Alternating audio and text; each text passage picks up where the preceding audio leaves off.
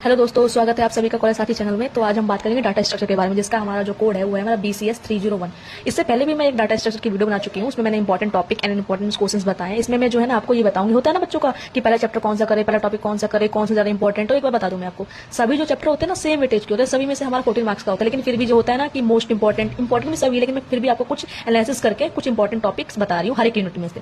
सबसे पहले जो यूनिट होता है ना हमारा दोस्तों, वो होता है यूनिट 1। यूनिट 1 तो आप किसी भी सब्जेक्ट का करके ही चलो, क्योंकि यूनिट 1 ही जब समझ में आएगा तो आगे कैसे समझ में आएगा। तो यूनिट 1 को देखते हैं। यूनिट 1 जो है हमारा डाटा स्ट्रक्चर में, वो है हमारा इंट्रोडक्शन का, एरे का, लिंक लिस्ट का। ठीक है, स्पेशली इसमें से जो क्वेश्चंस आते हैं वो लिंक लिस्ट से आते हैं हमारे। तो हम इसको जो स्टार्ट कर सकते हैं, स्टार्ट विद एरे से कर सकते हैं, लिंक लिस्ट से कर सकते हैं। इसमें हमारा आता है इंसर्शन, आता है डिलीशन, आता है रिपीटेशन ऑफ पॉलीमर आता है। ठीक है, तो इसको आप यूनिट 1 तो आप करके ही चलिए। ठीक है, तो सेकंड मोस्ट इंपॉर्टेंट यूनिट आता है वो हमारा आता है यूनिट 3। यूनिट 3 में हमारा आता है सर्चिंग एंड सॉर्टिंग।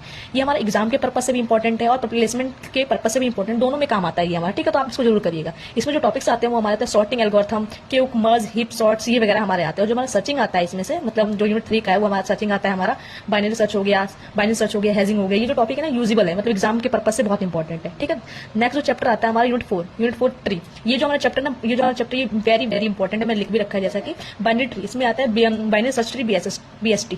ठीक है, ट्रावर्सल हो गया हमारा, ह्यूमन कोडिंग हो गया, ये हमारा इंपॉर्टेंट माना जाता है एक तरीके से। ठीक है, इसमें जो हमारा आता है बाइनरी हीप, ये सबसे ज्यादा एग्जाम प्लस इंटरव्यू तीनों में प्योरिटी दी जाती है। एग्जाम में भी आता है, इंटरव्यू में भी आता है, प्लेसमेंट में तो काम आता ही आता है। इसको ना हम थर्ड प्योरिटी पे डाल सकते हैं इस चैप्टर को। ठीक है, जो नेक्स्ट हमारा इंपॉर्टेंट चैप्टर आता है वो आता है हमारा यूनिट 5 यानी कि ग्राफ का। ग्राफ का जो हमारा चैप्टर है ये हमारा हैवी भी है, हार्ड भी है, बट इंपॉर्टेंट है। कैसे? क्योंकि ग्राफ हमारे आगे भी काम आते हैं, सेकंड ईयर में भी नहीं, थर्ड ईयर आगे भी हमारे किसी भी लैंग्वेज के लिए हमारे काम आते हैं। ठीक है, तो इसमें जो हमारे आते हैं टॉपिक्स वो आते हैं टेबल्सल का हमारा DFS, BFS और डिगास्ट्रा लॉ और हमारा कोसल प्रीज इंपॉर्टेंट। ये जो मैंने टॉपिक बताया यूनिट 5 में से, ये सारे इंपॉर्टेंट हमारे लॉ हैं। ठीक है, बहुत सारे लॉ आते हैं लेकिन जो इंपॉर्टेंट है ना उनमें से ये सारे लॉ हैं, इसको आप जरूर करके जाइए यूनिट 5 में से।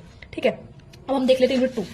यूनिट 2 को आप लास्ट में रख सकते हैं, लास्ट प्योरिटी में रख सकते हैं, लेकिन इंपॉर्टेंट है। ये हमारे स्टैक एंड क्यू, इसमें हमारे आते हैं प्रीफिक्स, पोस्टफिक्स, रिकर्जन और हमारा सर्कुलर क्यूज वगैरह, ये हमारे आते हैं।